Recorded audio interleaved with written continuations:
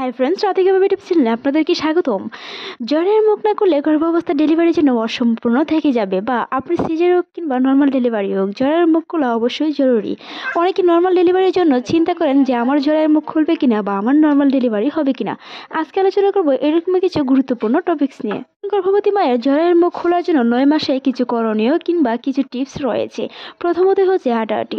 সকাল এবং বিকেলে অন্ততপক্ষে 30 মিনিট করে হাঁটাহাঁটি করতে হবে। খাবারের বেলায় অন্যান্য খাবারের চেয়ে অবশ্যই আপনাকে পানি বেশি পরিমাণে পান করতে হবে।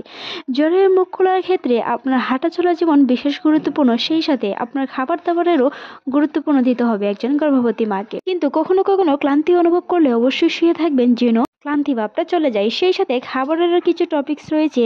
খেজুর খেতে পারেন। গর্ভ অবস্থায় খেজুর খেলে জ্বরের মুখ খোলার সম্ভাবনা প্রায় 70%-এরও বেশি। গর্ভাবস্থায় হাঁটাহাঁটির বিকল্প নেই। সকালে 30 মিনিট, রাত্রে 30 মিনিট হাঁটাহাঁটি করবেন। হাঁটাহাঁটি করার কারণে বাচ্চার নিচ থেকে নামে, এমনকি আপনার জরায়ুতে চাপ দেওয়ার কারণে আপনার জরায়ের মুখ খুলতে সাহায্য করে।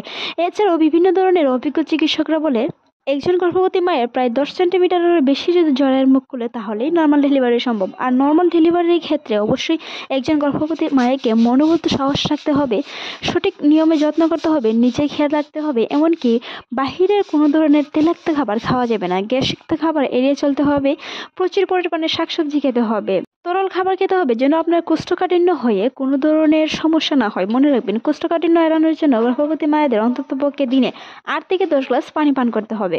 সেই সাথে বাদামের বিকল্প নেই। গর্ভবতী মহিলাদের কাজু বাদাম থেকে ধরে কাঠবাদাম, খেজুর, এমনকি সমৃদ্ধ খাবার খেতে হবে। পুষ্টির মধ্যে প্রথমত হচ্ছে দুধ। দুধের পুষ্টিগতর বিকল্প নেই। গর্ভ অবস্থায় আয়রনের ঘাটতি পূরণ করতে দুধের বিকল্প নেই। সেই সাথে খেতে পারেন কচু। কচু শাকের মধ্যে প্রচুর পরিমাণে আয়রন রয়েছে। আয়রনের ঘাটতি মেটাতে কচুর বিকল্প নেই। তাছাড়া খেতে পারেন লাউ। লাউ রয়েছে প্রচুর পরিমাণ চাহিদা পূরণের কিংবা পানি পূরণের চাহিদা।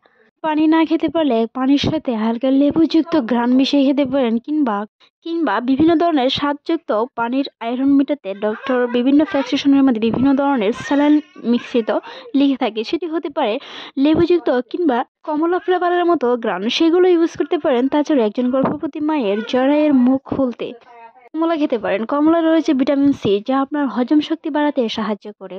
কমলায় রয়েছে প্রচুর পরিমাণে টক জাতীয় ভিটামিন সি, যা আপনার প্লাসেন্টার মাধ্যমে আপনার শিশুর ওজন বাড়াতেও সাহায্য করে। সেই সাথে গর্ভস্থ শিশুর ওজন বাড়াতে একজন গর্ভবতী মায়েকে দৈনিক বলেছি বা এখনো বলি, গর্ভবতী মহিলাদের হাঁটাহাঁটি শেষ নেই।